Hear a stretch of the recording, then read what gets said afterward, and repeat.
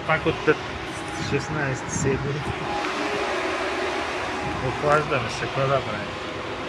Чакаме за шерефа, там е ония камион, то смина, то си може, ще измина и аз. Тук имаме малко стопичка, студената ми водичка, ето е тук. Там съм купил на мама луканков салам на малка. На мама, т.е. всичкото са за малко.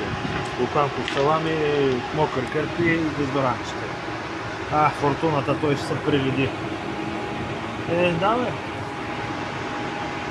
Той винаги се прирежда, ама бързо минава. Какво да го правиш? Ей, бъди. Ти къде? Аз кажи го така, що не мога да преве, той малко има.